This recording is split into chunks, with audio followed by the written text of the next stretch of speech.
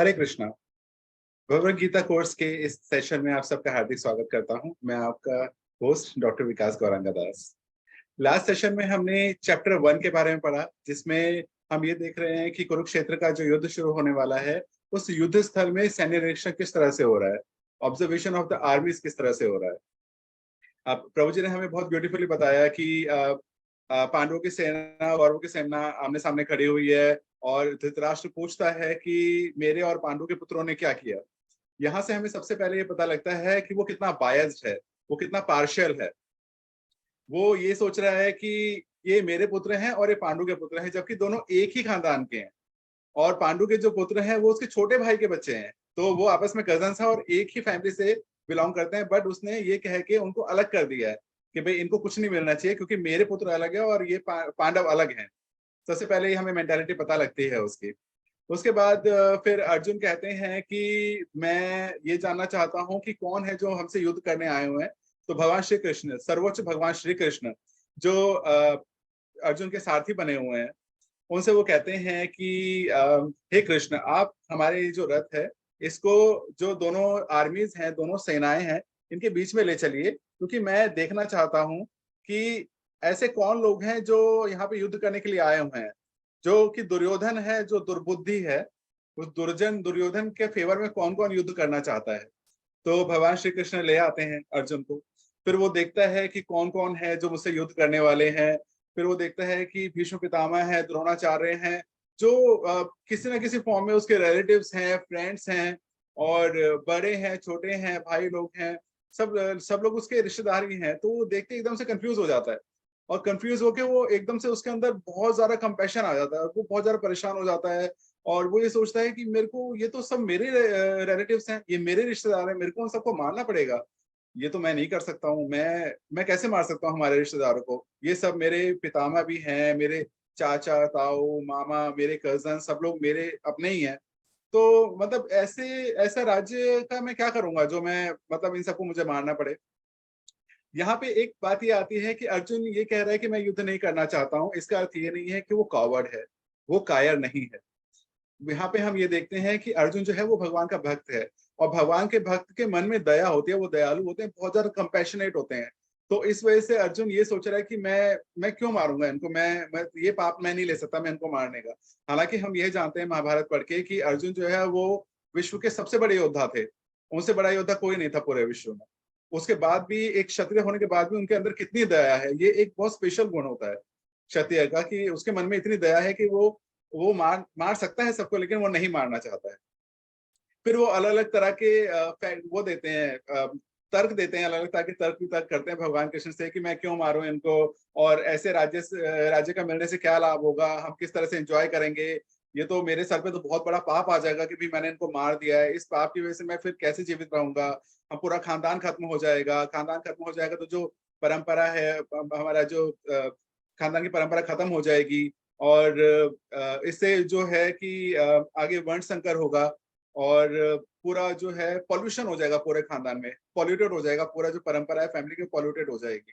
तो वो कहते हैं कि इस तरह से तो मैं ये पाप तो मैं नहीं ले सकता, इससे तो अच्छा तो ये है कि मैं भीख मांग के खा लूं, या मैं सब कुछ छोड़ के जंगल में चला जाऊं और मैं भीख मांग के खा लूं।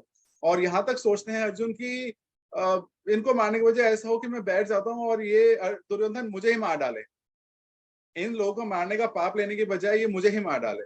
हम ये देख सकते हैं कि ये कितना, मतलब एक फीलिंग कितनी ब्यूटीफुल है कि वो सबको मार सकता है, ही हैज द कैपेबिलिटी कि वो सबको मार डाले, लेकिन वो मारना नहीं चाहता क्योंकि उसके मन में दया है। और लेकिन ये कंफ्यूजन जो है ये भगवान श्री कृष्ण ने ही उसके मन में प्रकट की है, क्योंकि इससे ही भगवत गीता का आरंभ होता है आगे, क्योंकि भगवान तो सब कुछ जानते हैं। तो उन्होंने इस चीज को ऐसे प्रिकर्सर बनाया है कि आगे वो किस तरह से ज्ञान देते हैं कि तुम जो कर रहे हो वो सही कर रहे हो। और हम लोग भी इसी तरह से उलझे रहते हैं अपनी लाइफ में। बहुत सारी परेशानियां आती हैं कि हम लोग स्टक हो जाते हैं कि क्या करें क्या ना करें, ये करें कि वो करें, ये चूज करें कि वो चूज करें, क्या सही है और क्या गलत है। यही चीज का तो ज्ञान भगवत गीता हमें देती है। तो फर्स्ट चैप्टर में अर्जुन बिल्कुल एंड में परेशान होकर बैठ जाते हैं कि मैं युद्ध नहीं करूंगा, मैं इनको नहीं मार सकता। तो अपने जो धनुष है उसको उठा के रख देते हैं और अपने रथ पे बैठ जाते हैं, कहते हैं मैं नहीं लड़ूंगा। यहाँ पे हमारा चैप्टर 1 खत्म होता है। अब भगवत गीता का सबसे इंपॉर्टेंट चैप्टर आता है गीता का सार, contents of the Gita summarized. Now, I would like to hand over the session to His Grace Jit Manohar Prabhuji. Hare Krishna.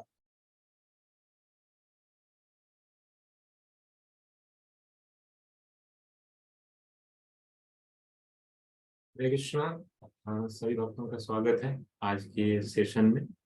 और आज हम मेनली सेकंड चैप्टर पे फोकस करेंगे, सेकंड चैप्टर डिस्कस करेंगे। थैंक यू विकास गौरांग प्रो जी, आपने briefly summarise किया पीछे को जो चैप्टर जो हमने डिस्कस किया था उसके रिगार्डिंग एक ब्रीफ डिस्कशन हो गया।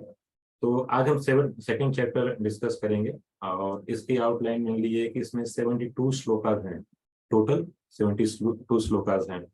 स्टार्ट करने से पहले हम एक प्रेयर्स ऑफर करेंगे भगवान को और गुरु को, ताकि उनकी कृपा से हम भगवत गीता के बारे में कुछ बताने का प्रयास करें या डिस्कस करने का प्रयास करें। ये जो प्रेयर है, आप भगवत गीता अगर आपके पास है तो भूमिका जो स्टार्टिंग वाला पार्ट है उसमें ये रिटेन है, तो आप उसको देख सकते हैं।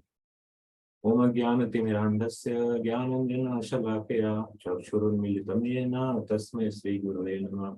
श्रीचैतन्यमनोभीष्टं स्थापितं येन भूतले स्वयं रूप कदा मह्यं ददाति स्वपदान्तिकं। वन्देऽहं श्रीगुरु श्रीयुतपदकमलं श्रीगुरून् वैष्णवांश्च श्रीरूपं साग्रजातं सहगण रघुनाथान्वितं तं सजीवं सावद्वैतं सावधूतं परिजनसहितं श्रीकृष्ण चैतन्यदेवं श्री राधा कृष्ण पादान सरगण ललिता श्री विशाखांश हे कृष्ण करुणा सिंधु दीन बंधु जगतपते गोपेश गोपिका कांत राधा कांत नमस्तुते भक्त कांचन गौरांगे श्री राधे वृंदावनेश्वरी वृषभानुसुते देवी प्रणमामि हरिप्रिये पांचाकल्पतरुभ्यश्च कृपा सिन्धुभ्यः च पतितानां पावनेभ्यो वैष्णवेभ्यो नमो नमः। जय श्री कृष्ण चैतन्य प्रभु नित्यानंद श्री अद्वैत गदाधर शिवासादि गौर भक्तवृंद।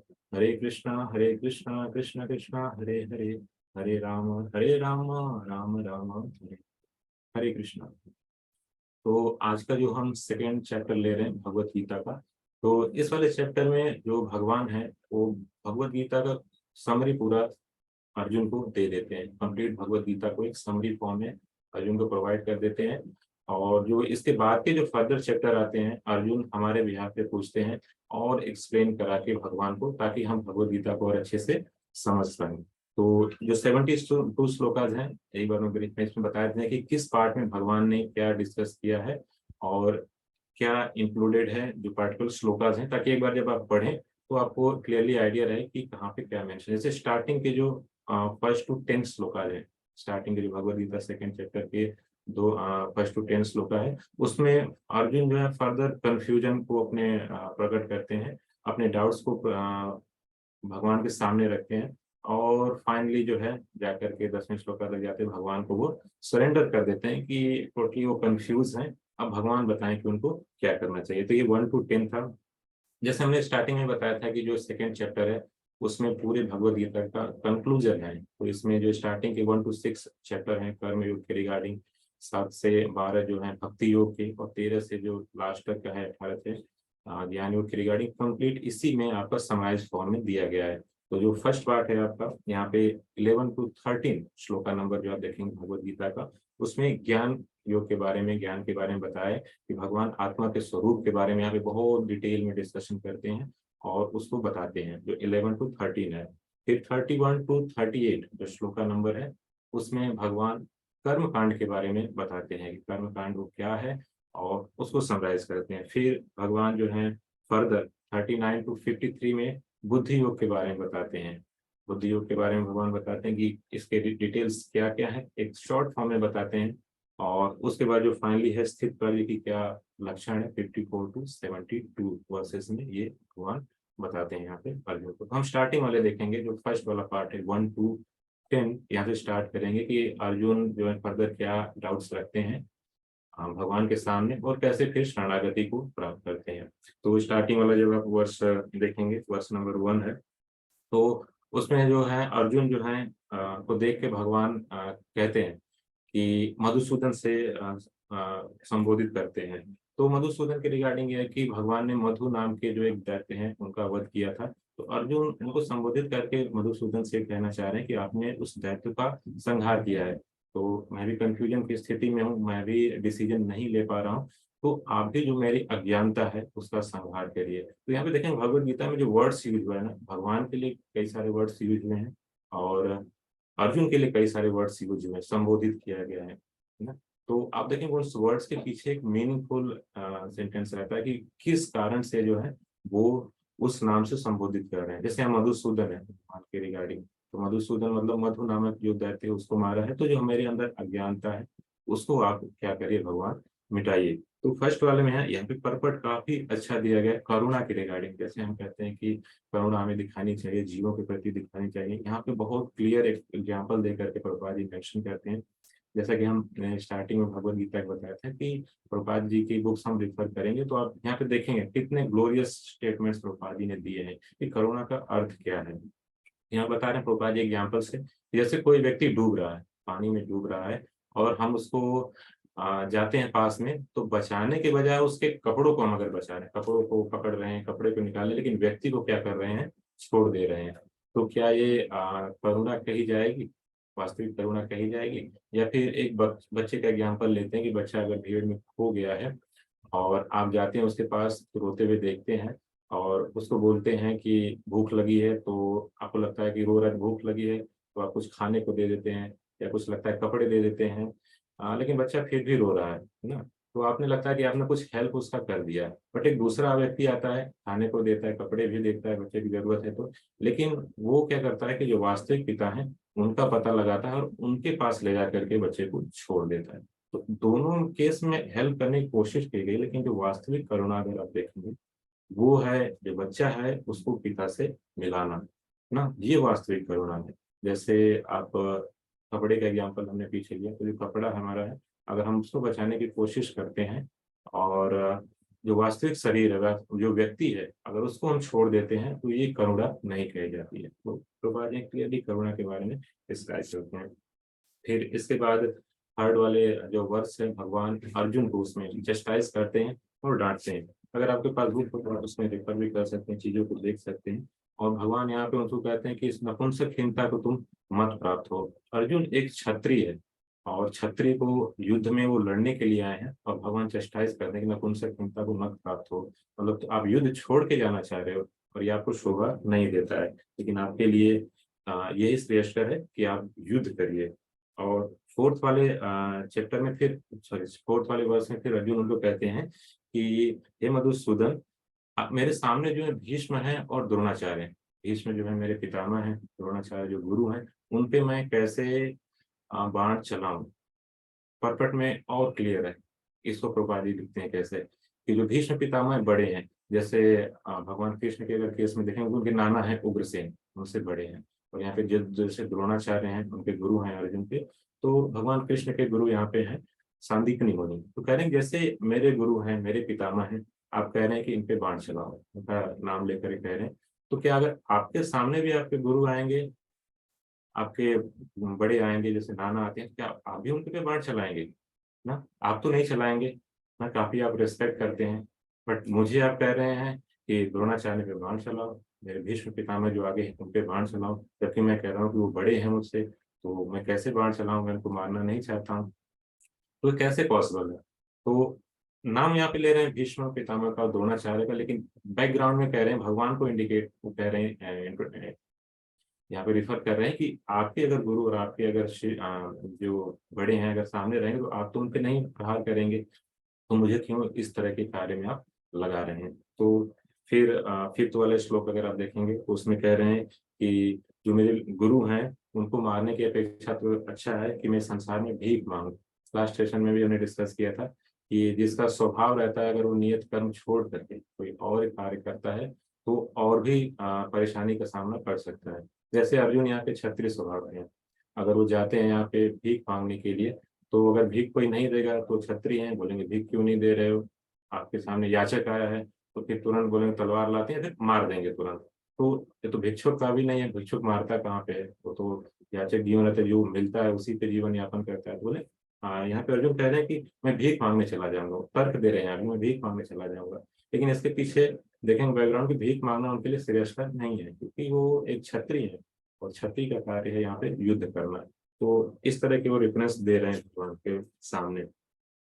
और फिर यहाँ पे हम देखेंगे सिक्स जो वर्स है, वो कह रहे हैं कि अब मुझे पता नहीं है कि मेरे लिए श्रेष्ठ क्या है, मैं उनको जीत लूं तो ये श्रेष्ठ होगा या उनके द्वारा मैं जीता जाऊं ये श्रेष्ठ होगा ना।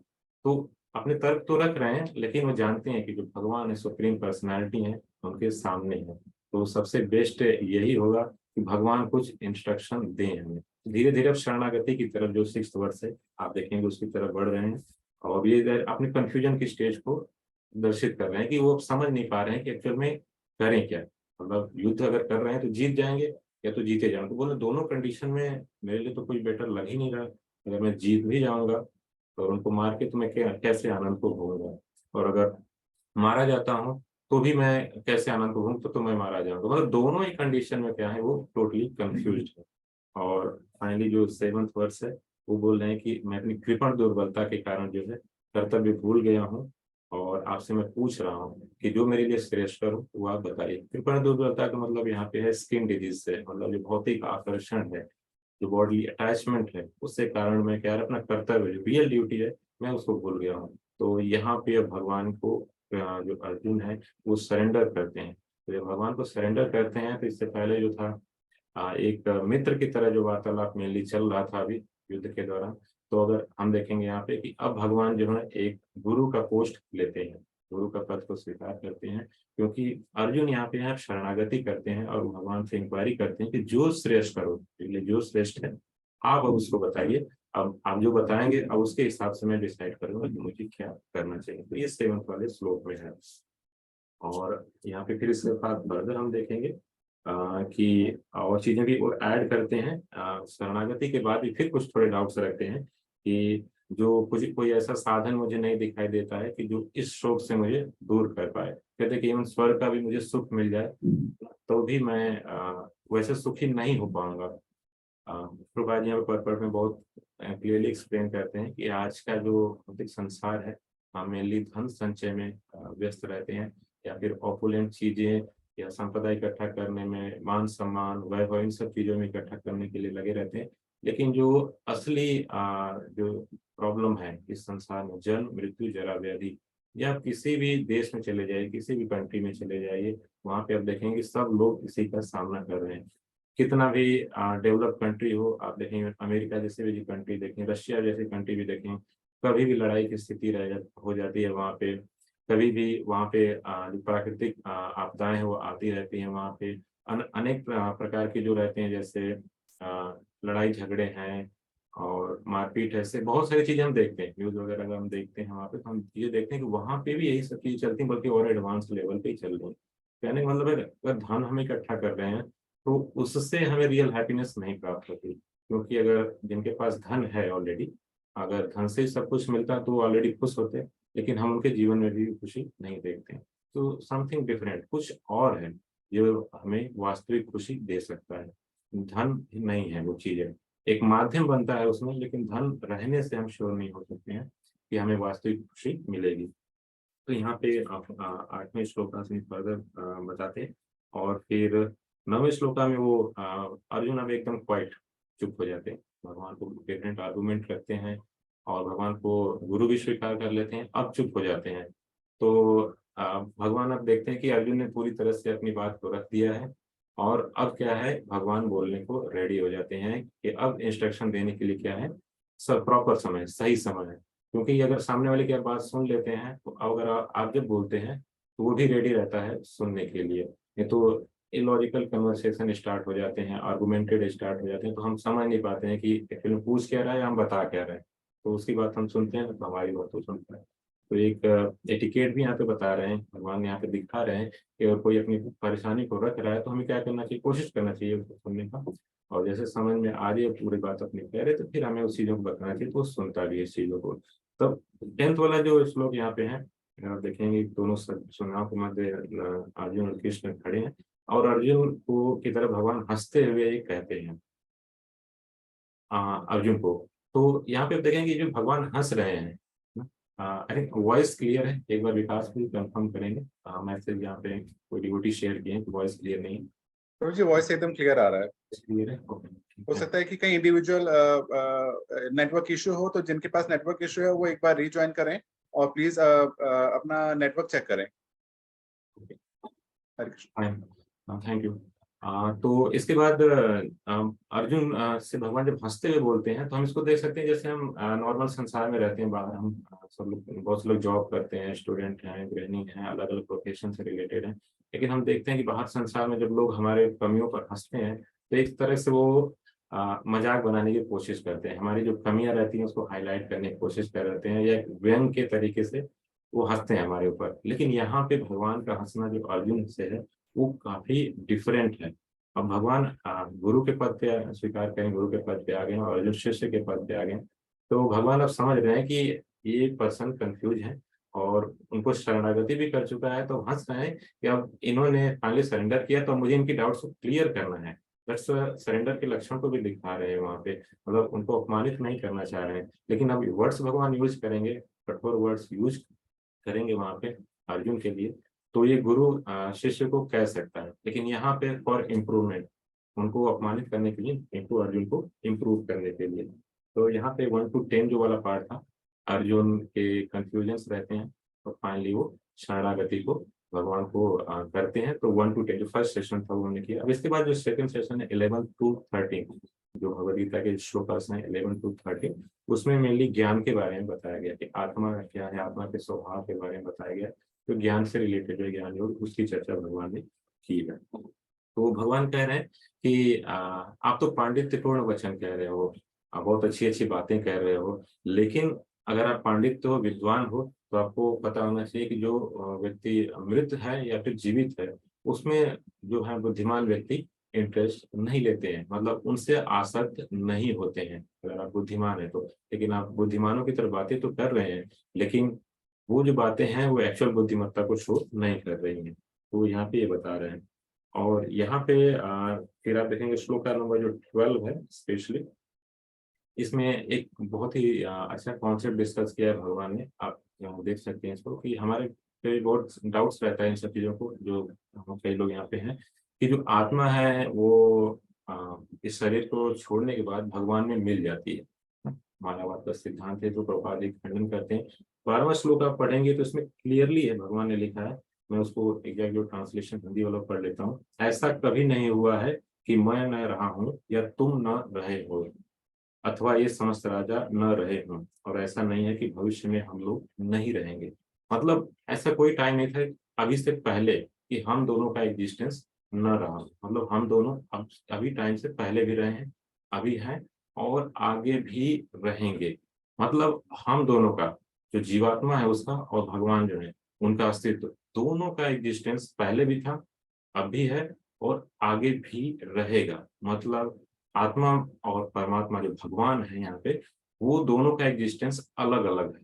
मतलब ये नहीं है कि अभी मर जाएंगे तो दोनों मिल जाएंगे, मिल जाते तो भगवान बोलते ना कि एक हो जाते। लेकिन यहाँ पे बोल रहे हैं कि ऐसा पहले कभी नहीं हुआ कि हम दोनों न रहेंगे और अभी आगे नहीं रहेंगे। मतलब ये शरीर अगर अर्जुन छोड़ते हैं उसके बाद भी इनका एग्जिस्टेंस बना रहेगा, मतलब मिलेगा नहीं। मायावादी सिद्धांत है कि जब ये शरीर छूटता है तो हम एक आत्म तो हो जाते हैं, भगवान में मिल जाते हैं। तो यहाँ पे क्लियरली भगवान भगवत गीता में उसको खंडन करते हैं कि मिलता नहीं है, एग्जिस्टेंस हमेशा बना रहता है, तो स्वरूप है आत्मा का वो बना रहता है। तो ये 12th वाले वर्ष में स्पेशली दिया गया है। अब इसके बाद आत्मा का और स्वरूप बताया गया है यहाँ पे, कि जैसे एक शरीर होता है, बाल्यावस्था से तरुणावस्था फिर वृद्धावस्था ऐसे ग्रोथ करता है ना, वैसे ही जो आत्मा रहता है एक शरीर को छोड़ने के बाद दूसरे शरीर को क्या है प्राप्त करता है। तो जैसे शरीर चेंज होता रहता है वैसे ही आत्मा बॉडी को चेंज करता रहता है। तो जो लोग बुद्धिमान व्यक्ति हैं उसमें शोक नहीं करते हैं कि जैसे शरीर चेंज हो रहा है तो उस पर शोक नहीं करते हैं, क्योंकि ऑलरेडी उसको एक बॉडी मिलती रहती है। जैसे कपड़ा होता है, पुराना कपड़ा छोड़ के नया कपड़ा हम पहनते हैं तो हम शोक नहीं करते हैं कि पुराना वाला कपड़ा हमने छोड़ दिया, वो नया कपड़ा हमें मिल गया ना, ऐसा नहीं करते हैं, बल्कि नए कपड़े मिलके हमें खुशी होती है। कहने का मतलब हमें दूसरी बॉडी मिल जाती है। तो ऐसा नहीं रहता है कि जो मृत्यु है उसके बाद आत्मा जो है वो मिल जाती है और भगवान में मिल जाती है, ऐसा नहीं है, अलग एग्जिस्टेंस रहता है और उसका ट्रांसमाइग्रेशन होता रहता है। ठीक है। इसके बाद फिर धीर व्यक्ति के इंट्रोड्यूस करते हैं 13 जो वर्ष है, कि जो ऐसे परिवर्तन है, मोहग्रस्त पर्सन नहीं होता अगर व्यक्ति तो उसको धीर कहते हैं। धीर के फर्दर लक्षण बताते हैं वर्ष नंबर 14 में, 14 में बताते हैं कि जो सुख दुख और जो है गर्मी और शीत इनमें संभाव की स्थिति रहता है, वो क्या रहता है, धीर पुरुष के लक्षण होते हैं, धीर व्यक्ति के लक्षण होते हैं। यहाँ पे देखेंगे सुख और दुख एक पार्ट है, और सर्दी और गर्मी दूसरा पार्ट है। तो सर्दी और गर्मी को और अगर ध्यान से हम देखें तो ये एक्सटर्नल फैक्टर्स है ना, मतलब प्रकृति के द्वारा हमारे ऊपर डाले जाते हैं, मतलब टेम्परेचर का जो है वेरिएशन है गर्मी और सर्दी का। और लेकिन सुख और दुख क्या है, सुख और दुख हम देखेंगे these are internal factors, internal factors हैं। तो भगवान दोनों में कह रहे हैं कि संभाव की स्थिति रखना है, मतलब हमारे आसपास सराउंडिंग में जो हो रहा है उससे भी हमें इफेक्ट नहीं होना है कि उससे हम ट्रिगर हो जाए, उससे इम्पैक्ट हो रहे हैं, उसके एक साथ हम कार्य करने लगे तुरंत, या हमारे अंदर बहुत खुशी आ रही है, बहुत ज्यादा हम शोर शराबा करने लगे, या दुख हो रहा है बहुत ज्यादा मातम की स्थिति कर ले। तो वह धीर पुरुष ऐसे नहीं होते, धीर पुरुष जो रहते हैं वो कंसिस्टेंट रहते हैं। यहाँ पे आप देखेंगे तो 14 नंबर वर्ष में भगवान ये क्लियर क्लियर बताते हैं। और इसके बाद भगवान 15 वर्ष में बताते हैं कि जो इन कंडीशंस में सुख और दुख के कंडीशन में विचलित नहीं होता वो मुक्ति के योग्य होता है। तो भगवान नॉलेज दे रहे हैं, स्पेशली आत्मा के बारे में नॉलेज दे रहे हैं, मुक्ति के बारे में बता रहे हैं। तो ये जो नॉलेज की जो इंफॉर्मेशन है वो भगवान अब समराइज फॉर्म में बता रहे हैं। तो ये जो चलेगा 11 to 30 तक भगवान नॉलेज के बारे में स्पेशली बताएंगे 15 वर्ष में। और इसके बाद कंटिन्यू भगवान इसी में ऐड करते जाते हैं, और आप जब पढ़ेंगे इसमें तो आत्मा के और डिटेल भगवान बताते हैं। जैसे वर्ष नंबर 17 अगर आप देखेंगे तो आत्मा जो है बताते हैं कि पूरे शरीर में व्याप्त है, जो कॉन्शियसनेस है पूरे शरीर में व्याप्त है। जैसे कोई शरीर होता है अगर वो जीवित है तो अगर आप एक जगह जैसे पिन करेंगे तो यहाँ पे भी आपको फील होगा कि यहाँ पे भी कॉन्शियसनेस है। उंगली में करेंगे या शरीर किसी पार्ट में आप करेंगे तो आपको फील होगा कॉन्शियसनेस है। तो जो आत्मा है वो पूरे शरीर में, जो उसकी कॉन्शियसनेस है, जो इफेक्ट है पूरे शरीर में व्याप्त होता है। लेकिन वो रहती कहाँ पे है, हम आने वाले श्लोकों में देखेंगे भगवान उसकी पोजीशन को भी बताते हैं कि आत्मा व्यक्ति कहाँ पे एग्जिस्ट करती है, लेकिन उसका जो इम्पैक्ट है, उसका जो प्रभाव है वो पूरे शरीर में व्याप्त रहता है, जिसको हम महसूस कर सकते हैं। इसी के द्वारा हम जीवित और मृत वस्तुओं में अंतर को समझ सकते हैं कि जो जीवित व्यक्ति रहती है उसमें कॉन्शियसनेस रहती है, और जो मृत रहती है उसमें कॉन्शियसनेस नहीं रहती है। तो 17th वर्ष में इसके बारे में भगवान बता रहे हैं। उसके बाद फर्दर आत्मा के बारे में और बता रहे हैं, और भगवान उनको अर्जुन को कह रहे हैं कि आप युद्ध करिए, है ना? आप ये देहात्म बुद्धि को प्राप्त मत होइए, मतलब बॉडी अटैचमेंट मत प्राप्त करिए। और ऐसे इलॉजिकल जो स्टेटमेंट हैं कि ये मेरे पितामह हैं, जबकि आप युद्ध करने के लिए क्षत्रिय का धर्म है युद्ध करना, तो आप उसको युद्ध करिए, है ना? तो भगवान फिर से यहाँ पे कहते हैं कि हे भरतवंशी आप युद्ध करो, क्योंकि अगर आप चाहते हैं कि ये शरीर जैसे है तो शरीर आज नहीं कल तो नष्ट हो ही जाएगा, है ना? तो हम ये नहीं जानते हैं कि अभी नष्ट होगा कि 100 साल के बाद नष्ट हो जाएगा, या फिर अलग अलग युगों में अलग अलग एज होती है, तो पर्टिकुलर टाइम बाद नष्ट हो जाता है, कभी भी नष्ट हो जाता है। तो इसका नष्ट होना तो निश्चित ही है। तो आपका जो कर्म है, आपका जो ड्यूटी है, आप उसको करिए। हम भी आगे देखेंगे भगवान क्लियरली बोलेंगे कि जिसकी जो ड्यूटी है अगर वो नहीं करता है तो क्या करता है, पाप के कार्य करता है। ड्यूटी अगर आप नहीं कर रहे हैं तो आप पाप के कार्यों कर रहे हैं, भगवान आगे भी वर्ष में बताएंगे क्लियरली। तो भगवान यहाँ पे भी क्लियरली बता रहे हैं कि आप युद्ध करिए स्पेशली। फिर अगले वर्ष से बता देते 19 में कहते हैं कि जो मरा हुआ समझता है या आत्मा को किसी के द्वारा मारा जाना समझता है, ये दोनों ही अज्ञानी है, क्योंकि आत्मा न तो मरता है न तो मारा जाता है, मतलब इसकी जन्म मृत्यु नहीं होती है। फर्दर 20th में और इसको हाईलाइट करते हैं यहाँ पे कि आत्मा के लिए न तो कभी जन्म हुआ है, न तो मृत्यु हुई है, न तो जन्म लेगा, और यह अजन्मा नित्य और शाश्वत है। अजन्मा मतलब जन्म नहीं लेता, नित्य मतलब इटर्नल है, मतलब जैसे भगवान ने पिछले श्लोक में बताया काफी समय से मेरा और आपका एग्जिस्टेंस था, अभी है और आगे भी रहेगा। तो ये नित्य है, इटर्नल है और पुरातन है, ये सबसे ओल्डेस्ट है, जो आत्मा है वो सबसे ओल्डेस्ट है। ये भगवान क्लियरली यहाँ पे बताते हैं। इन्हीं वर्सेस में एक जगह प्रभुपाद जी ये भी बताते हैं कि कई सारी चीजें हम देखेंगे भगवत गीता में भगवान बार बार रिपीट करते हैं। तो प्रभुपाद जी पर्पट में बताते हैं क्लियरली कि कोई कॉन्सेप्ट को हमें याद करने के लिए, समझने के लिए क्या रहता है कि बार बार हमें रिपीट करना पड़ता है, तब जाके कई सारी चीजें हमें समझ में आती हैं। इसलिए भगवान बार बार फोर्स कर रहे हैं, उसको अलग अलग एंगल से बता रहे हैं, आत्मा के बारे में बता रहे हैं वो अलग अलग एंगल से। जैसे 21st में आप देखेंगे बता रहे हैं कि ये अजन्मा है, शाश्वत है तथा अव्यय है, मतलब इसका व्यय नहीं होता है, तो इसको भला कोई कैसे मार सकता है या फिर मरवा सकता है। बार बार भगवान emphasize करते हैं इस बात को।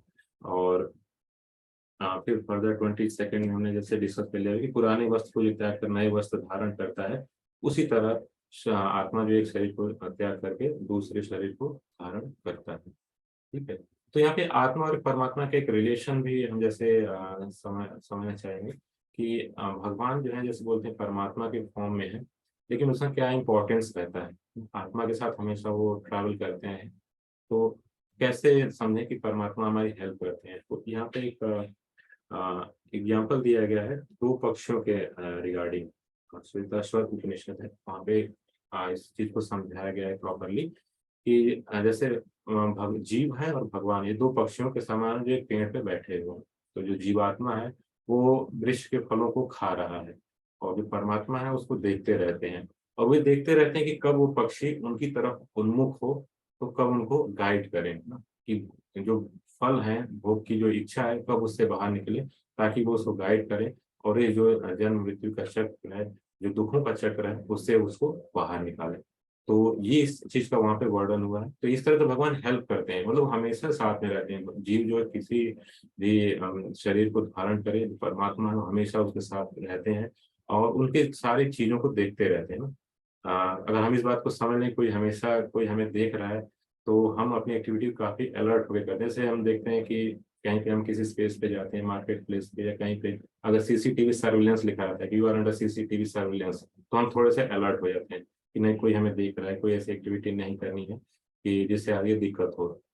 लेकिन जो वास्तविक नॉलेज रखते हैं, जो ज्ञानी रहते हैं, जो भक्त रहते हैं स्पेशली, उन्हें पता है कि परमात्मा हमेशा उनके साथ विद्यमान है, तो वो हमेशा उनकी एक्टिविटी को देखते हैं। तो इसलिए वो हमेशा ऐसे ही कार्य करते हैं जिससे भगवान को प्रसन्नता होती है, और वो क्या रहते हैं कि कर्म बंधनों में नहीं बनते। इसकी डिटेल हम वर्णन करेंगे आगे कि कैसे इन सब चीजों को कनेक्टिविटी है। तो भगवान स्पेशली यहाँ पे जीवात्मा के साथ रहते हैं, और हमेशा वो चाहते हैं कि कब उनकी तरफ उन्मुख हो, कब वो सरेंडर करे, कब उनसे इंक्वायरी करे कि आपके शरणागत हूँ, इनसे कष्टों में हूँ, आप इनसे कैसे बाहर निकालें, मैं आपको कैसे दाद दूँ, आपकी कैसे सेवा करूँ, ये सब चीजें आएगी वहाँ पे। तो इनमें फर्दर जो ज्ञान वाला जो पार्ट है, इसमें भगवान आत्मा के और डिटेल बताते हैं कि जो आत्मा है, स्पेशली 23rd वर्ष में, कि इसको ना तो किसी शस्त्र से आप काट सकते हैं, न ही अग्नि से जला सकते हैं, न जल से भिगो सकते हैं, और न वायु से सुखा सकते हैं।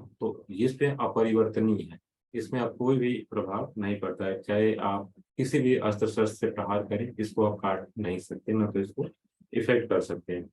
फर्दर बता रहे हैं कि ये अघुलनशील है, ना तो जलाया जा सकता है, ना तो सुखाया जा सकता है, सर्वव्यापी है, स्थिर है, और सदैव एक साथ रहने वाला है। तो यहाँ पे स्थिर है, हमेशा आत्मा का जो पोजीशन है वो स्थिर है। तो स्थिर है, तो यहाँ पे स्पेशली स्थिर का मतलब है दास। क्योंकि अगर हम देखें अपने जीवन में भी देखें, कोई भी व्यक्ति जितने भी यहाँ पे हैं पार्टिसिपेंट अगर देखें, तो हम अपने जीवन से भी देख रहे हैं कि हम हमेशा कोई ना कोई सर्विस कर रहे होते हैं। जैसे यहाँ पे अभी जस्ट क्लास अगर खत्म होती है, कंप्लीट होती है, तो उसके बाद देखें कोई ना कोई एक्टिविटी हमारे पास होगी पेंडिंग, ये जाके हमें ये कार्य करना, उसके बाद ये करना है, ये करना है, रात्रि से पहले ये कार्य खत्म करना है, फिर रेस्ट करना है, फिर मॉर्निंग में जागना, ये कार्य। मतलब जो स्वभाव है आत्मा का, वो हमेशा एक्टिवनेस है। मतलब यहाँ पे दास्ता या फिर किसी न किसी अंडर में गाइड में काम करना, किसी न किसी के गाइडेंस में काम करना, तो ये स्वभाव होता है आत्मा का। तो यहाँ पे जो वर्ड है स्थिर तथा सदैव एक सा रहने वाला। स्थिर का मतलब है कि हमेशा आत्मा की प्रवृत्ति रहती है कि वो चाहता है कि कुछ न कुछ एक्टिविटी करे, किसी के अंडर में रह के कार्य करे। तो अगर हमारा बॉस जो है, जो मालिक है, अगर वो अच्छा रहता है तो हम अच्छे कार्य करते हैं, और अगर मालिक हमारा सही नहीं है तो फिर हमें उसी प्रकार के कार्य करने पड़ते हैं, तो उसके कर्मों के भागी भी हम ही होते हैं। जैसे प्रकृति के गुण हैं, अगर उसके अंदर हम रहेंगे तो वैसे ही हमें वो डांस कराएंगे। जैसे भगवत गीता में आपने देखा होगा कि पर्सन में है ऊपर से 3 माताएं हैं और एक पर्सन जो है नीचे है, उसको कैसे कंट्रोल करते हैं। मतलब कठपुतली वाला जो गेम आपने देखा है, तो जो रूप्स रहते हैं उसी से पर्सन कंट्रोल रहता है। तो कंट्रोल करने वाला एक्चुअल पर्सन ऊपर रहता है, और वो पर्सन समझता है कि मैं खुद ही कंट्रोल कर रहा हूँ ना। जैसे लगता है कि जैसे मान लीजिए किसी को मूवी देखना है, मूवी देखने जाना है ना, तो वो किसी न किसी गुण के कारण उसको वो प्रोवोक कर रहा है। उसके साथ ही दूसरा पर्सन रह रहा है, वो सोच रहा है कि नहीं, मुझे क्या है, अच्छे से पढ़ाई करनी है, या फिर मुझे क्या अच्छे से सेवा करनी है, पेरेंट्स की सेवा करनी है ना। तो देखेंगे एक ही जगह कई सारे लोग हैं, लेकिन जिस मोड से प्रभावित होते हैं वो सारी एक्टिविटी वो करते हैं ना। तो एक्चुअल हम किसी न किसी इम्पैक्ट में रहते हैं। तो वही कहते हैं कि हमारा जो सुपीरियर पर्सन जिसके अंडर हम गाइडेंस में है, अगर वो अच्छा है तो हम भी अच्छे कार्य करेंगे, नहीं तो हम उसी के अंडर वैसे कार्य करेंगे जो हमें नहीं करना पड़ता है और उसके हमें रिएक्शन भुगतने पड़ेंगे। तो यहाँ पे जो वर्ड आया है स्थिर तथा सदैव एक सा रहने वाला, तो यहाँ पे स्पेसिफिक मीनिंग था। भगवान फिर फर्दर डिस्क्राइब करते हैं कि यह अव्यक्त है, कल्पनीय है और अपरिवर्तनीय कहा जाता है। यह जानकर तुम्हें शोक नहीं करना चाहिए। जब ये परिवर्तन इसमें कुछ हो ही नहीं पाता है तो हम इसमें क्यों शोक करें ना। तो भगवान बार बार आत्मा के स्वभाव को बता रहे हैं। भगवान अर्जुन को इनडायरेक्टली कह रहे हैं कि आपकी जो प्रिस्क्राइब ड्यूटी है आप उसको करिए, आप युद्ध करिए, आप उठ खड़े हुए बैठिए नहीं। तो फिर फर्दर अर्जुन को और बताते हैं आत्मा के बारे में कि अगर ये सोचते हैं आप कि ये जन्म लेता है और मरता है तो भी आपको शोक नहीं करना चाहिए। अगर आपको लगता है कि नहीं शरीर है, अगला जन्म आत्मा का होगा यहाँ पे, मतलब ये है कि फॉरवर्ड नहीं होगा यहाँ पे। जो आत्मा दूसरे शरीर में फॉरवर्ड अगर नहीं होता है उसके बारे में भगवान बता रहे हैं। यहाँ पे मैं पढ़ देता हूँ, किंतु तुम यदि सोचते हो कि आत्मा सदा जन्म लेता है और सदा मरता है तो हे महाभाव तुम्हें शोक करने का कोई कारण नहीं है। तो अगर जन्म भी लेता है और अगर मरता भी है तो भी आप शोक क्यों कर रहे हैं ना। जैसे हमने पीछे भी डिस्कस किया कि अगर लड़ाई आप नहीं करेंगे फिर भी एक पार्टिकुलर टाइम इंटरवल रहता है जिसके बाद डेथ तो आनी ही आनी है। तो आप युद्ध करिए, प्रिस्क्राइब ड्यूटीज करिए जो आपके सामने है। तो उससे अगर किसी की मृत्यु होती है तो क्या प्रिस्क्राइब ड्यूटीज कर रहे हैं तो वो आपका धर्म है। अगर आप धर्म नहीं करेंगे तो आप पाप के कार्य को करेंगे। तो भगवान बार बार आत्मा के बारे में बता रहे हैं और अर्जुन को कह रहे हैं कि आप युद्ध करिए। और आगे बताते हैं कि जिन्होंने जन्म लिया है उनकी मृत्यु क्या है, निश्चित है।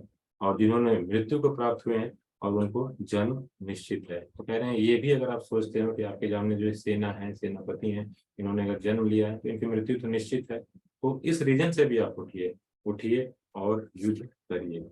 और अ, फिर इसके बाद भगवान जो है यहाँ पे आत्मा के बारे में बता दिए रहते हैं और कहते हैं फर्दर कि आपको शोक नहीं करना चाहिए। 30th वर्ष में श्री जी बताते हैं कि आपको शोक करने की आवश्यकता नहीं है। तो आप उठिए और क्या करिए, युद्ध को करिए। ठीक है, अब इसके बाद हम फिर थर्ड सेक्शन में आ जाते हैं। अभी ये ज्ञान के बारे में भगवान बता रहे थे, आत्मा के बारे में, ज्ञान के रिगार्डिंग। अब भगवान बताते हैं कुछ वर्सेस में कर्म कांड के रिगार्डिंग में कि आपको क्या करना चाहिए। अगर आप ये वाला पार्ट एक्सेप्ट नहीं कर रहे हैं तो आप अगले पार्ट को एक्सेप्ट करिए। कर्म कांड के बारे में बता रहे हैं और बताते हैं कि क्षत्रिय होने के नाते, आप क्षत्रिय हैं, क्षत्रिय होने के नाते आपका धर्म है कि आप युद्ध को करिए।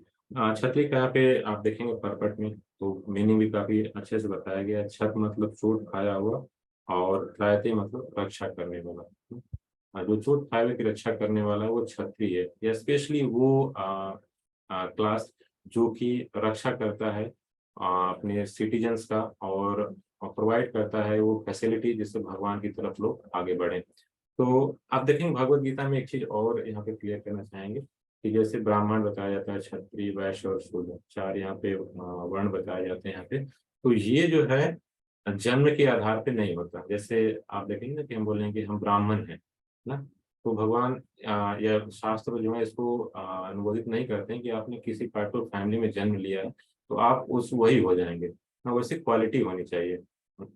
इसको समझ सकते हैं एग्जाम्पल से। मान लीजिए एक जज है, जज की सन एक बेटा होता है। हाँ, और वो बेटा हो गया था, बड़ा हो जाता है तो वो भी जज नहीं हो जाता है ना।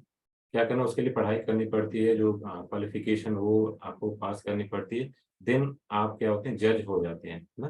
तो वैसे ही शास्त्र बताते हैं कि ब्राह्मण का मतलब ये है कि आपके अंदर ब्राह्मण के गुण होने चाहिए। अगर ब्राह्मण के गुण हैं अगर आपके अंदर तो सो कॉल्ड किसी भी कास्ट में आपने जन्म लिया हो तो आप ब्राह्मण कहलाएंगे। क्षत्रिय का मतलब है कि स्वभाव जिसकी रक्षा करना हो, मैनेजमेंट में हो और उस टाइप की जो अगर एक्टिविटी करते हो तो उसका नेचर क्षत्रिय का है, तो वो क्षत्रिय है। तो जो हमारा वर्णाश्रम धर्म है यहाँ पे उसमें स्पेशली बताया गया है कि जो क्वालिटी होती है उसके आधार पर डिस्क्राइब होता है कि ये ब्राह्मण है, ये क्षत्रिय है, वैश्य है, शूद्र है।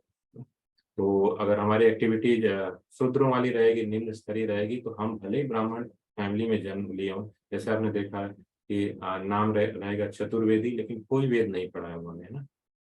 तो चतुर्वेदी एक नाम, एक टाइटल हो गई, लेकिन आपको पढ़ना चाहिए, उसे ये जानकारी रहना चाहिए, तब एक्चुअल में वो चतुर्वेदी पर्टिकुलर पर्सन के लिए यहाँ पे नहीं है, लेकिन इन जनरल है कि अगर वो उस ब्राह्मण फैमिली में या क्षत्रिय फैमिली में एग्जैक्ट एक्चुअल कहलाना चाह रहे हैं या एक्चुअल होना चाह रहे हैं, तो वैसी क्वालिटी उनके अंदर होनी चाहिए, तभी हम उनको मानेंगे ब्राह्मण, क्षत्रिय, वैश्य, शूद्र। तो भगवान ये यहाँ पे 31st में स्पेशली उनको कह रहे हैं कि आप क्षत्रिय होने के नाते क्षत्रिय का धर्म में युद्ध करो, तो आप आगे जाइए और युद्ध करिए, प्रेस्क्राइब ड्यूटी जो है आपकी वो आप उनको करिए।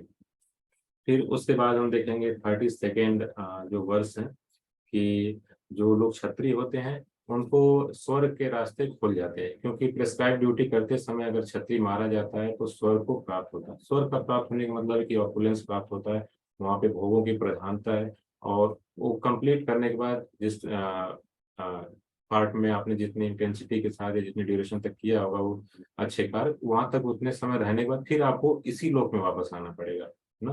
मतलब ऐसा नहीं कि स्वर्ग में चले गए तो अब वहीं पे रहना है, अब वहीं पे इटर्नल रहना है, एंजॉयमेंट करना नहीं। एक जैसे कर्मों के रिगार्डिंग बोलते हैं कि जो बैड कर्म रहते हैं लाइक ए पॉइजन, जहर है, लेकिन अगर गुड कर्म हम अगर करते हैं ना, तो गुड कर्म इज शुगर कोटेड पॉइजन। मतलब स्टार्टिंग में तो अच्छा लगेगा, स्वर्ग चले गए, एंजॉयमेंट कर रहे हैं, लेकिन जैसे ही ऊपर का शुगर कोटिंग हटी, फिर से वापस अर्थ पे आएंगे तो फिर से वो पॉइजन ही है। तो तो एक्चुअल में क्या करना चाहिए? गुड कर्मा बोल रहे हैं कि नहीं करने से पॉइजन है, शुगर कोटेड पॉइजन है, बैड कर्मा पॉइजन है, तो करना क्या चाहिए? आगे हम लोग देखेंगे कि भगवान क्या प्रिस्क्राइब करते हैं जिससे हम इन सब चक्र से बच जाए ना। तो वो कौन से कर्म है, आगे हम डिटेल में उस सब की डिस्कशन करेंगे। तो यहाँ पे प्रिस्क्राइब ड्यूटी को फर्दर भगवान कहते हैं कि लेट सपोज आप चाह रहे हो कि मैं चला जाता हूँ जंगल में और युद्ध नहीं करूंगा ना, तो ये जो सारे योद्धा हैं तो ये क्या बोलेंगे कि नहीं, अर्जुन ने अच्छा कार्य किया, सामने पितामह थे, उनके सामने गुरु थे, इसलिए वो चले गए। नहीं, ऐसा नहीं करेंगे, वो बोलेंगे कायर है, क्षत्रिय का धर्म होता है युद्ध छोड़ के चला गया ना। उसकी उपहास करेंगे सब लोग, ये जो कर्ण है, दुर्योधन है, ये सब उपहास करेंगे, देखो युद्ध करने के लिए आए थे और सामने देखे जब लड़ाई करने के समय आए तो ये क्या किए, भाग लिए। तो ऐसा नहीं है कि जो सारे योद्धा हैं वो आपका क्या करेंगे, यशगान करेंगे कि नहीं बहुत अच्छे से कार्य किया इन्होंने, नहीं युद्ध से चले गए, बहुत अच्छा कंपैशन है, नहीं, सब परिहास करेंगे। और एक क्षत्रिय के लिए कोई उपहास करता है तो मृत्यु उससे श्रेष्ठकर रहती है। मतलब मृत्यु को नहीं प्राप्त होना है, क्षत्रिय को प्रिस्क्राइब ड्यूटी करनी है, क्षत्रिय का कार्य है, जो रक्षा करना है वो करना है। तो भगवान कहते हैं कि तो उससे अच्छा तो मृत्यु को प्राप्त करो, मतलब मृत्यु को नहीं प्राप्त करना, यहाँ पे प्रिस्क्राइब ड्यूटी जो क्षत्रिय का वो करना है। तो वो नहीं कह रहे हैं कि इसको आप छोड़ के चले जाइए। और इसके बाद फर्दर जो वर्ड्स हैं 36 में क्या करेंगे, फर्दर और वर्ड कटु वर्ड यूज करेंगे, जो अदर सेना के जो पक्ष के लोग हैं उपहास करेंगे।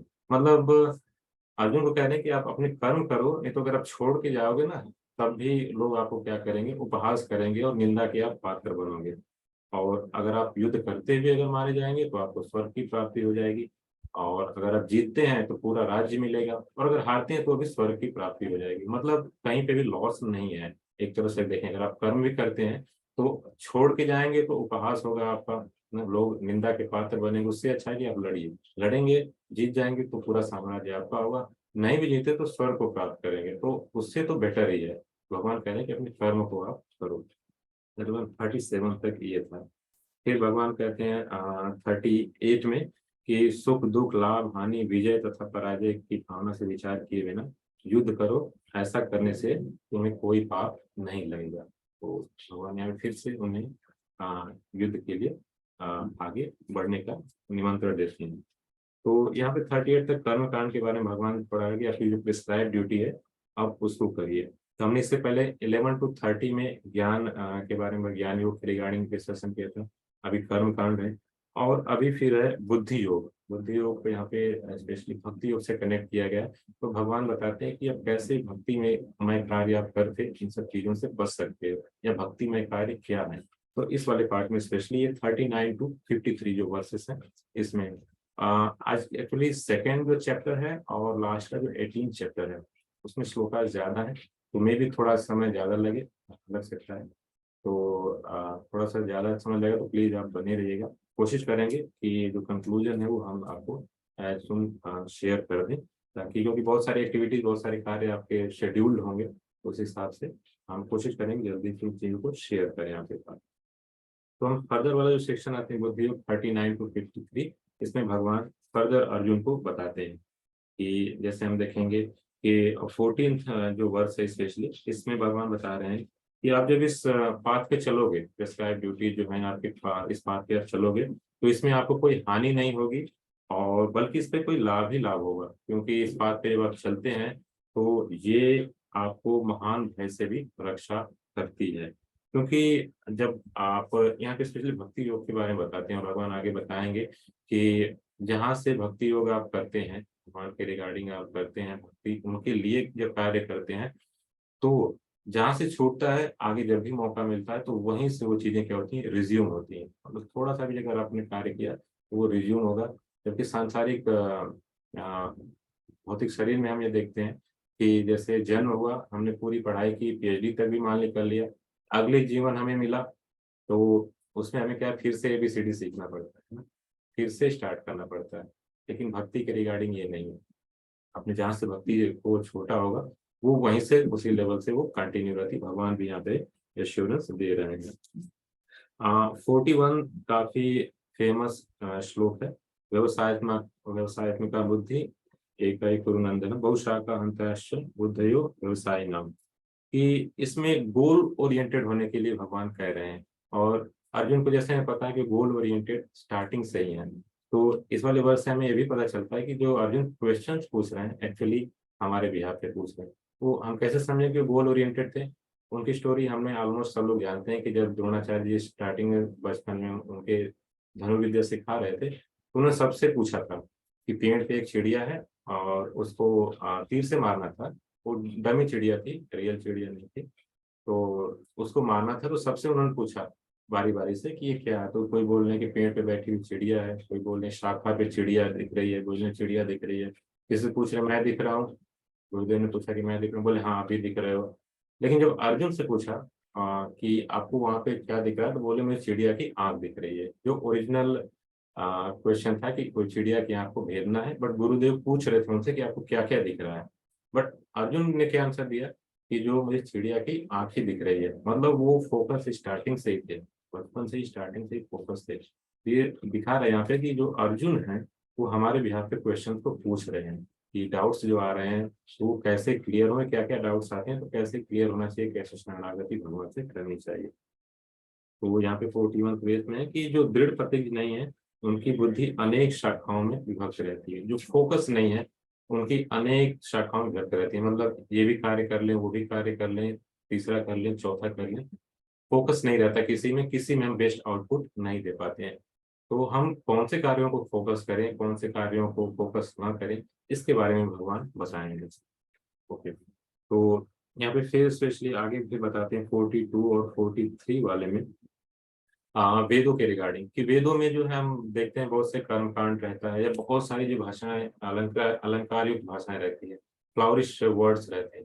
जैसे रहता है कि आप ये एक्टिविटी करें तो आपको ये लाभ होगा, ये चीजें करें तो ऐसे आपको लाभ मिलेगा। तो हम उस लाभ के चक्कर में वो एक्टिविटी करते हैं। भगवान यहाँ पे ये भी बता रहे हैं कि जो लाभ के चक्कर में उन सब कार्यों को करता है वो उतना बुद्धिमान नहीं रहता ना। क्योंकि ये जो वेदों के जो चीजें बताई गई हैं कि इसे कर्मकांड में करना है, वो इसलिए बताया गया है कि एक दिन हम इस स्तर से ऊपर उठें, इस स्तर से ऊपर उठें और भक्तिमय कार्य करें। क्योंकि जब भक्तिमय कार्य करेंगे तो हम ऑटोमेटिकली देखेंगे जो हमारी जरूरत की चीजें भगवान खुद ही सप्लाई करते हैं। बट जब तक हमें बिलीफ नहीं रहता है तो हम क्या करते हैं, भगवान ने वेद और शास्त्र दिए हैं, उसमें प्रेस्क्राइब ड्यूटीज दी हैं कि इस हिसाब से आप कार्य करिए, एक रेगुलरिटी में आ जाइए। जब रेगुलरिटी में आ जाएंगे तो खुद ही आपको फील होगा कि इनसे हमें क्या करना है, ऊपर उठना है। उसके बाद फिर बता रहे हैं यहाँ पे कि कौन से व्यक्ति दृढ़ता नहीं आ पाती। जैसे हमने कहा ना कि हमें अपने गोल के प्रति ओरिएंटेड रहना चाहिए। तो हम देखते हैं कि most of the person goal oriented नहीं रहते हैं। तो कौन गोल ओरिएंटेड नहीं रहते? 44 वर्ष में भगवान क्लियरली हमें बता रहे हैं कि जिन लोगों की जो बुद्धि रहती है, जो लोग इंद्रिय भोग और भौतिक ऐश्वर्य के प्रति अत्यधिक आसक्त रहते हैं, तो वो लोग क्या रहते हैं, भगवान के प्रति दृढ़ निश्चय नहीं कर पाते भक्ति के प्रति। क्योंकि जब इंद्रिय भोग के प्रति हम आसक्त रहेंगे या भौतिक ऐश्वर्य के प्रति, तो हम उसी के बारे में सोचें कि मेरी इंद्रियां कैसे, सेंसेस कैसे खुश हो सके, मैं अच्छी चीजें कैसे खाऊं, कैसे पहनूं, या ये पर्टिकुलर जो इंजॉयमेंट कैसे प्राप्त करूं, तो उसी को एक्वायर करने में ही उनकी जो बुद्धि है वो लगी रहती है। तो वो क्या कहते हैं, दृढ़ता उसमें नहीं आ पाती। हमें प्रयास करना चाहिए कि जो हमारी इंद्रियां हैं उनको भौतिक भोगों से निकालें,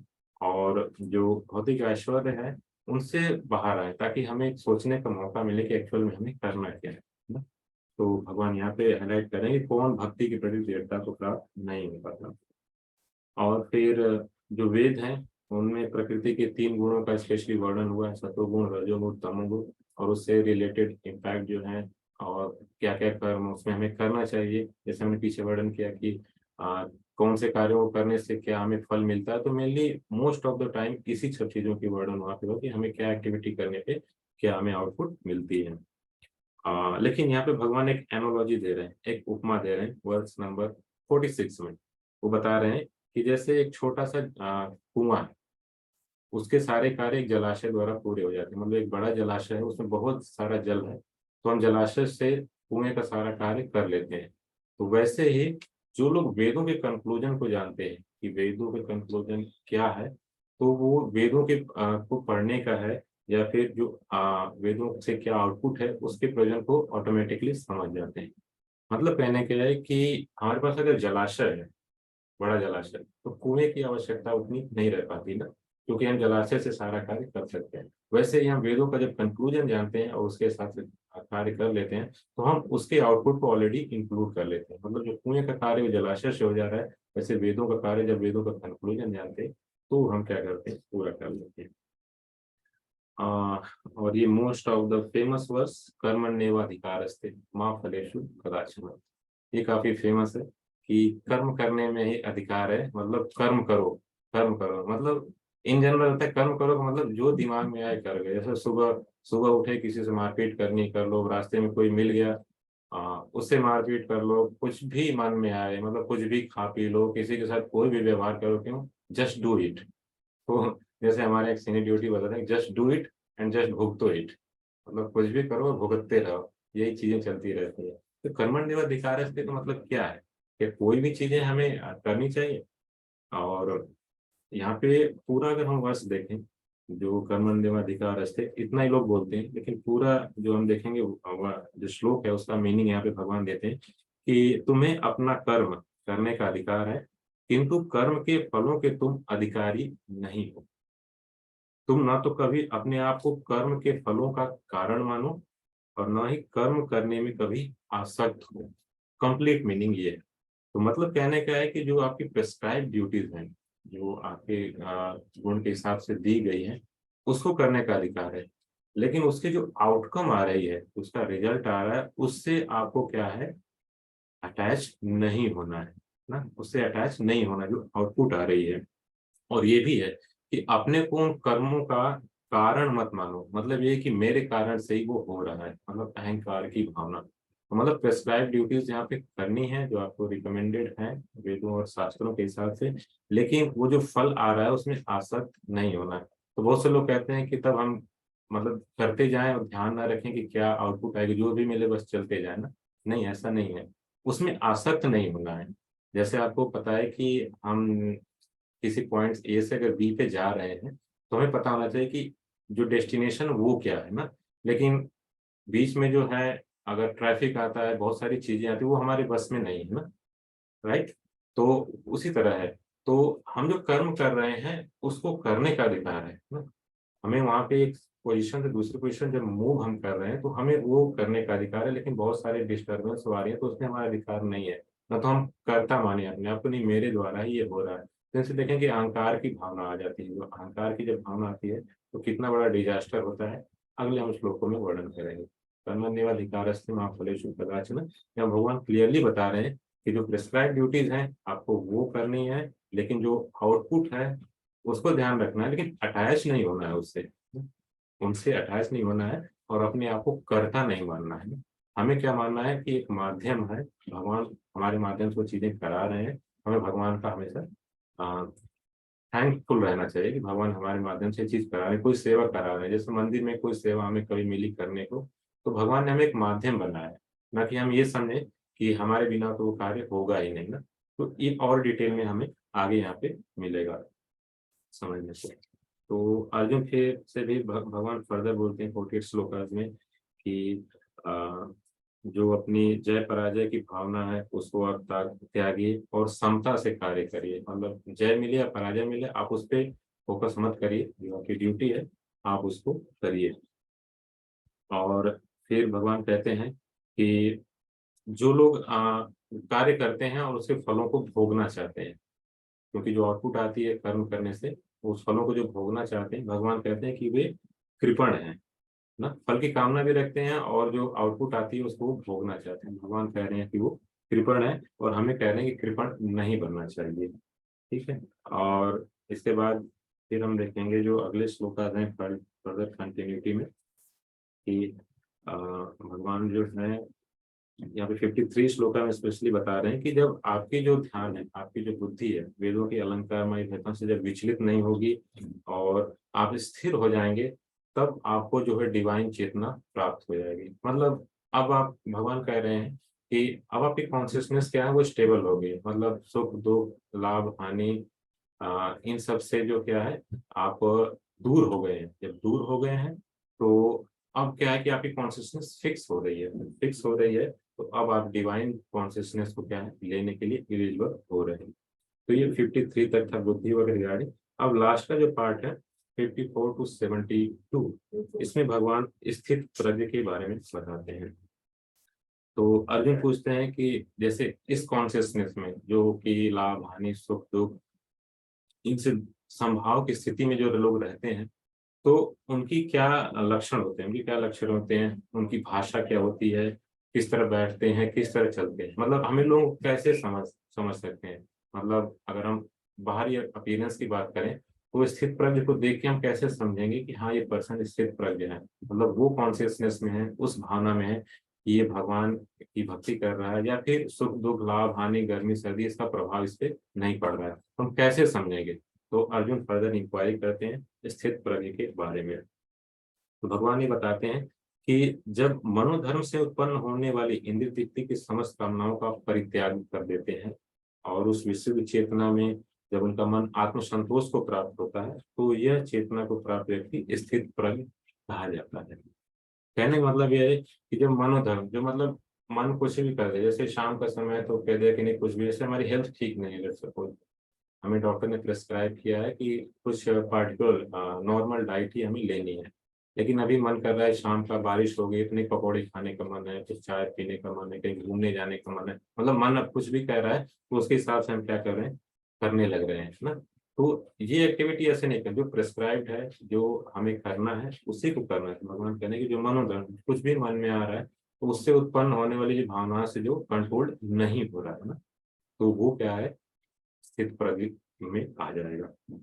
और फिर फर्दर बता रहे हैं भगवान की जिसका जो है तीन तापों से मन विचलित नहीं होता है अथवा सुख में प्रसन्न नहीं होता है, जो आसक्ति भय तथा क्रोध से मुक्त है, वो स्थिर मन वाला मुनि कहलाता है।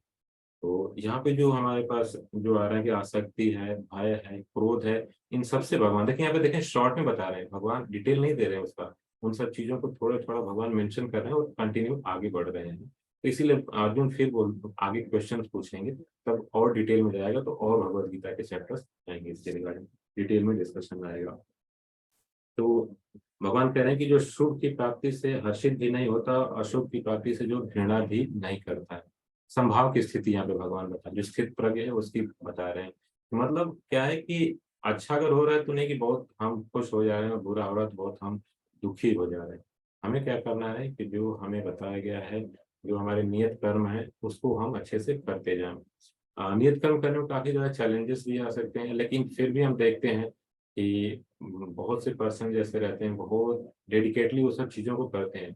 स्पेशली हम अभी जैसे गर्मी का मौसम है, स्पेशली जो माताएं हैं वो देखती होंगी कि किचन का जो वर्क है, किचन का जो काम है, वो आग के आगे रह के कुकिंग करना, वो काफी टफ रहता है सुबह और शाम दोनों समय। लेकिन क्या करते हैं वो प्रिस्क्राइब, क्योंकि फैमिली को उन्हें सपोर्ट करना है तो वो अपनी ड्यूटीज वैसे करती हैं। तो हमें ये काफी इंस्पिरेशन यहाँ पे इंस्पिरेशनल रहता है कि हम कैसे अपने नियत कर्म को करें। जो हमें प्रिस्क्राइब, जैसे गृहिणी है उनको अच्छे से कुकिंग करना है, फैमिली मेंटेन करता है। यहाँ पे जो स्टूडेंट हैं उनको अच्छे से पढ़ाई करना है, टीचर हैं उनको अच्छे से नॉलेज को डिस्ट्रीब्यूट करना है। तो जिनका जो जो कर्म है उनको और अच्छे से करना चाहिए। तो इसमें one of the best example जो माताओं का है, जो कुकिंग करती हैं वो, क्योंकि काफी टफ रहता है। अभी जैसे जून और जुलाई का मौसम चल रहा है, वेदर बहुत हार्श रहता है ना, और वो किचन में आप जाके जब कुकिंग करते हैं और वो फ्लेम जब जल रही होती है तो बहुत ज्यादा हीट वहाँ पे रहती है। बट फिर भी क्या रहते हैं, माताएं जो रहती हैं वहाँ पे कुकिंग करती हैं। तो एज इंस्पिरेशन हम इसको ले सकते हैं कि हमारे जो मदर्स हैं, वो अपने सिस्टर हैं, इतनी हार्ड वर्क करती हैं हमारे लिए, तो हमें भी कोशिश करना चाहिए कि एटलीस्ट अच्छे से प्रयास करें। अ, और फिर बताते हैं स्थित प्रज्ञ, जैसे हम अभी काफी चीजें डिस्कस कर रहे हैं कि हर्षित नहीं होता है सुख में, और दुख में ज्यादा दुखी नहीं होता है, तो कैसे वो एक्टिविटी करता है। बहुत अच्छा एग्जाम्पल यहाँ पे 58 वर्ष में बताते हैं कछुए के एग्जाम्पल से, कि देखते हैं कछुआ अगर चल रहा होता है लेकिन कुछ भी डेंजर आता है तो अपने क्या होता है, अंगों को संकुचित कर लेता है, मतलब अंदर वो खींच लेता है। उसी प्रकार रहते हैं स्थित प्रज्ञ मनुष्य, क्योंकि हम जिस सोसाइटी में रह रहे हैं, जहाँ पे हम आसपास रह रहे हैं, वहाँ अनेक अनेक प्रकार के प्रलोभन या डिस्ट्रैक्शंस हैं। तो हमें क्या करना है कि जो हमारे लिए उपयुक्त है केवल उन्हीं चीजों को ग्रहण करना है, जो हमें आगे बढ़ाए, जो भगवान की तरफ ले जाए, हमारी कॉन्शियसनेस को इम्प्रूव करे। और जो चीजें जरूरी नहीं है, उपयोगी नहीं है, उनसे वैसे ही क्या करें, जैसे कछुआ नहीं अंदर खींच लेता है अपने अंगों को, वैसे ही उन भोगों से क्या करना है, हमें अपने आप को रिमूव कर लेना है, या फिर हमें क्या करना है, अंदर खींच लेना है, मतलब उनसे आसक्त नहीं होना है। कछुए का एग्जाम्पल एक बहुत अच्छा यहाँ पे भगवान दे रहे हैं एनालॉजी। हाँ, इसके बाद 59 वर्ष जो है, वहाँ पे भगवान बता रहे हैं कि ये बहुत अच्छा यहाँ पे है ये वाला, कि देवधारी भले इंद्रिय भोग से निवृत्त हो जाए, मतलब इंद्रिय भोग नहीं करना चाहे, लेकिन क्या रहे उसके कॉन्शियसनेस में कहीं ना कहीं इंद्रिय भोग की भावना चली जाती है, चलती रहती है वो चीज ना। इसका बहुत सुंदर प्रसंग आता है श्रीमद् भागवतम में। परीक्षित महाराज और सुखदेव गोस्वामी के बीच जो कन्वर्सेशन होता है, तो एक जगह परीक्षित महाराज जो है वो सुखदेव गोस्वामी से पूछते हैं कि हम देखते हैं कि जीवधारी जो रहते हैं उनके अंदर भोग की प्रवृत्ति रहती है, वो करते हैं, गलत कार्य करते हैं, और फिर क्या करते हैं, कुछ पनिशमेंट लेते हैं ना, कि ये चीज मैंने किया इसलिए पनिशमेंट मिलना चाहिए ना, वो चीज पनिशमेंट भी एक्सेप्ट कर लेते हैं, लेकिन फिर से वही कार्य करते हैं जाकर के। मतलब हमें जो कार्य नहीं करना है, हमने वो कार्य किया, हमने पनिशमेंट भी एक्सेप्ट कर लिया, लेकिन कुछ समय के बाद फिर वही कार्य हम जाके करते हैं, फिर से पनिशमेंट लेते हैं ना, और फिर से फिर वही कार्य करते हैं। तो परीक्षित महाराज कहते हैं कि ऐसे पनिशमेंट का फायदा है क्या, हम बार बार तो वही कार्य कर रहे हैं, बार बार उसी चीज की तरफ जा रहे हैं, तो इस सब चीजों से फायदा है क्या। तो ये काफी अच्छा वहाँ पे क्वेश्चन है, तो वहाँ पे आंसर को काफी भगवान अच्छे से बता रहे हैं श्रीमद् भागवतम में। और उसके जस्ट मैं ब्रीफ में बताया था वहाँ पे कि उसमें क्या आंसर भगवान करते हैं, कि भगवान बताते हैं वहाँ पे परीक्षित महाराज जब क्वेश्चन में, सुखदेव गोस्वामी बताते हैं उस चीज को, कि जैसे कोई पेड़ या लताएं रहती हैं, घास रहता है, जिन्होंने गार्डनिंग की उनको थोड़ा आइडिया होगा कि हम गार्डनिंग जब करते हैं, घास को हटाते हैं, तो अगर हमने ऊपर से घास को हटा दिया, कुछ समय बाद जब फिर अनुकूल एनवायरनमेंट मिलता है, पानी मिल गया, हवा मिल गई, प्रकाश मिल गया, देखें जो जड़ें हैं फिर से घास निकल आती है ना। तो ऐसे ही है, तो हम कुछ समय के लिए कहते हैं कि भोग नहीं करेंगे, तो मतलब घास हमने ऊपर से हटा दी, लेकिन उसकी इच्छा जो हमारे अंदर है वो अभी भी है। जब भी हम उस चीज को देखते हैं भोग की तरफ, तो लगता है यार ये मिलना चाहिए, ये चीज होना चाहिए हमारे पास ना। तो भोग की इच्छा बनी हुई है, तो जैसे ही अनुकूल एनवायरनमेंट मिलता है तो हमारी फिर से वो बाहर निकल जाती हैं। तो फिर से जब निकल जाती हैं चीजें, हम फिर लगता है कि ये गलत कार्य हो गया, तो फिर से हम क्या करते हैं कि उसको एटोनमेंट या फिर उसको मार्जिन करते हैं, मतलब कि पनिशमेंट स्वीकार करते हैं कि नहीं करेंगे ये कार्य, या फिर ये हम ऑस्टेरिटी करेंगे, तपस्या करेंगे उसके लिए। तपस्या करते हैं तो मतलब वो घास को हमने फिर हटा दिया, लेकिन वो जो जड़ है, जो भोग की प्रवृत्ति है, वो अभी भी बनी हुई है, फिर हटा दिए, फिर अनुकूल एनवायरनमेंट तो फिर वो निकलेगी, तो एक चक्र जो है वो चलता रहेगा। भगवान यहीं से को बता रहे हैं कि देवधारी जीव में इंद्रिय भोग से भले निवृत्त हो जाए, भले हट जाए उससे, लेकिन जो भोग की भावना है वो उसके अंदर क्या रहती है, बनी रहती है। और कैसे उससे बाहर निकल सकते हैं, उस भोग से उत्तम रस के अनुभव होने से अगर उससे हायर अगर हमें रस मिल जाए तभी जाकर के हम लोअर टेस्ट को छोड़ सकते हैं। फॉर एग्जाम्पल जैसे किसी पर्सन ने बहुत लंबे समय तक खिचड़ी खाई हो, स्टार्टिंग से बचपन से खाई हो, 10 साल 15 साल 20 साल का हो गया, तो अभी भी वो खिचड़ी खा रहा हो, तो आप बोलेंगे कुछ और भी चीज है इसके अलावा, लेकिन वो बोलेगा नहीं, मैं तो खिचड़ी नहीं खाऊंगा तो भूख लगेगी, भूखा नहीं रहूंगा, मुझे क्या करना है, खिचड़ी दो आप ना। लेकिन अब आप उसको फुल प्लेज अगर एक फीस्ट वाला प्लेट अगर ला के तो उसमें प्रॉपर सब चीजें मेंशन है, प्रॉपर अमाउंट में है, अगर उसको वो खाएगा तो फिर दोबारा अगर खिचड़ी सामने आएगी तो कौन सा प्रेफर करेगा, जो अच्छी से प्लेट लगी है उसको ना। तो सेम वही है कि जब हम भोग की प्रवृत्ति में किसी चीज में जब हम आसक्त होते हैं, तो अगर उससे हायर टेस्ट हमें जब मिल जाता है तब हम जाकर के क्या उसको छोड़ पाते हैं। नहीं तो हम ऐसे कुछ समय के लिए लगेगा कि ऐसे फल्गु वैराग्य आता है कि मतलब हम दूर रहेंगे या फिर हम आंख बंद करके ध्यान करेंगे, लेकिन आंख बंद करके ध्यान भी हम करते रहते हैं, लेकिन हमारा ध्यान वहीं रहता है कि उस चीज को अभी कंप्लीट हो जाएगा मेरी योगा क्लास, कैसे जाके वो चीज खाऊं, भूख लगी होगी तो जूस में क्या लेना है, मतलब ध्यान में वही रहता है कहीं ना कहीं। तो भगवान बता रहे हैं वही कि जब तक हायर टेस्ट नहीं मिलता है जीवधारी को, तब तक क्या करता है वो लोअर टेस्ट को क्या है नहीं छोड़ पाता है। ये है 59 वर्ष में स्पेशली है। और फिर भगवान बता रहे हैं 60th में कि इंद्रियां इतनी वेगवान है कि विवेकी पुरुष के मन को भी बलपूर्वक कर लेती हैं, भले ही वो कितना ही कठिन प्रयास करे। मतलब एक एक से वर्णन आता है यहाँ पे कि बहुत से लोगों ने, ऋषि मुनियों ने तपस्या भी की है, लेकिन उनकी तपस्या भंग हो जाती है। जैसे विश्वामित्र जैसे मुनि है, उनकी तपस्या जो थी मेनका, उन्होंने भंग की थी।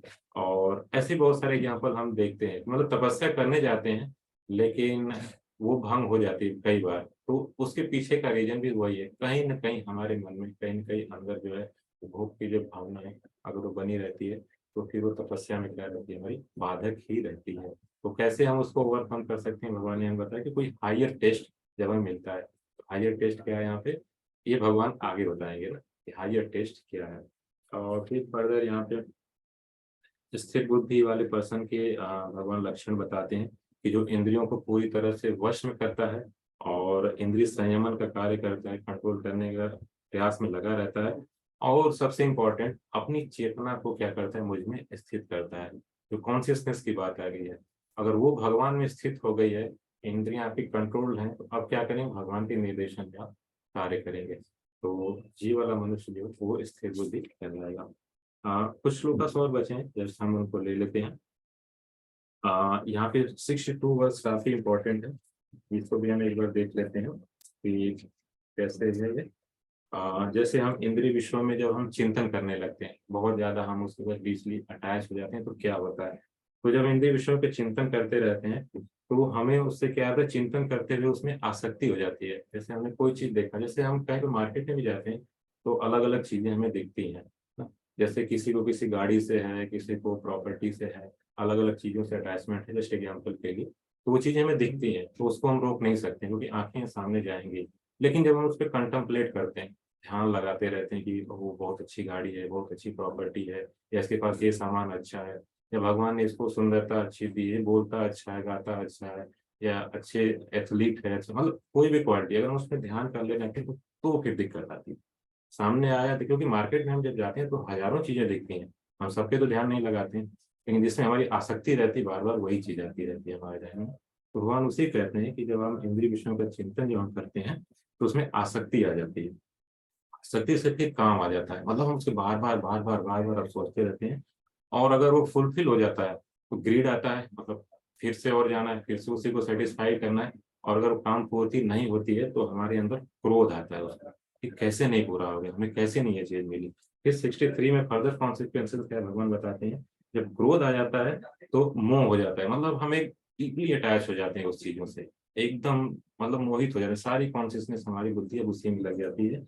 और जब मोह हो जाती है तो स्मरण शक्ति का विभ्रम हो जाता है, मतलब हमारी मेमोरी है अब वो काम नहीं करती, क्योंकि हम उसी के बारे में सोच रहे हैं, हम मेमोरी को मौका कहाँ दे रहे हैं कि हमारे पास जो पहले से चीजें हैं उसका यूज करें, क्योंकि हम उसी के बारे में सोच रहे हैं।